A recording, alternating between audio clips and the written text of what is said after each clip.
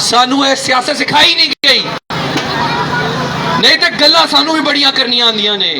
दिन रात बोली जा रहे है, बोली जा रहे है। वो बंदा एक भी नहीं है नाल जाके कहंदे लो लाख रुपया ले लो, मेरा कट करा दो।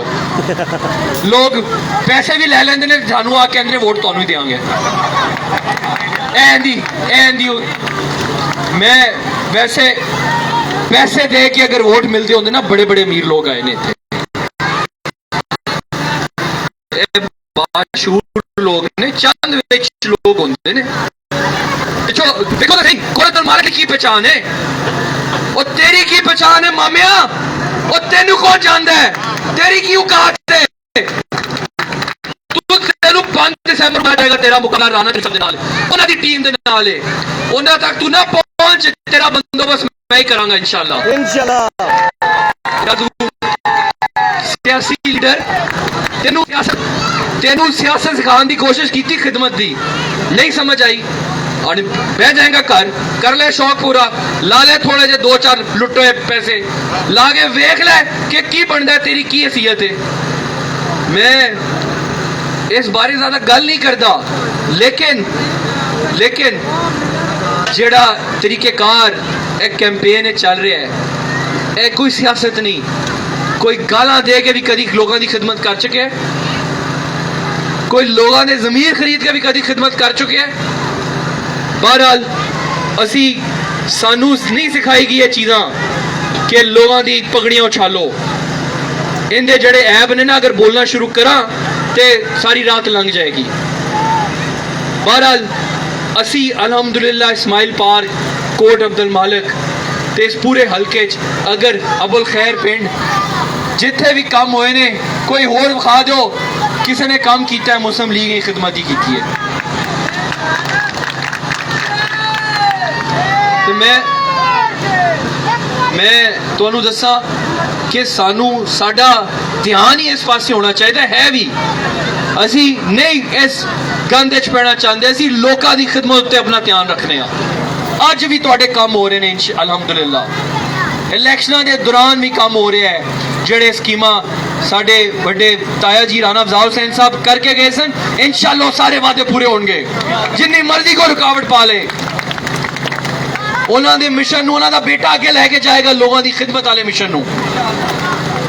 मैं सिर्फ इस चीज़ की गुजारिश करांगा कि सानू नफरत की सियासत नूं खत्म करना चाहिए।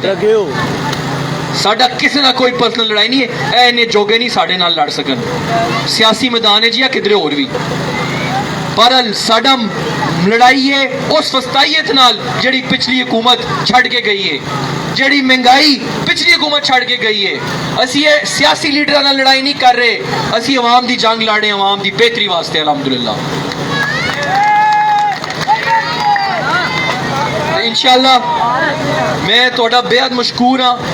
साडे दोस्तां नूं, साडे मेहनत करने वाले जिहड़ी साडी टीम है, उन्हां दा भी बेहद मशकूर हाँ। साडे लीडर ने सानू सिखाया है कि सियासत खिदमत वाली सियासत है, बाकी सियासत नाकाम हो जांदियां ने। वेखिया तुसीं बड़े बड़े लीडर इत्थे आए, 1-2 बारी कोई मिल गया उहदा भी ते अज फारग हो गए ने, क्योंकि सियासत ते नहीं रहे, खिदमत ते नहीं रहे। खिदमत ते रहोगे तो अल्लाह ताला भी तुहाडी मदद करता है। इंशाअल्लाह असी खिदमत वाली सियासत नूं अगे लैके जावांगे, तामीरी सियासत नूं अगे लैके जावांगे, लोगों की खुशहाली नूं वेखांगे। तुसी अपना हक अदा करना है 5 दिसंबर नूं। इस सारे बोलने वाले दा बोलती बंद करनी है 5 दिसंबर नूं।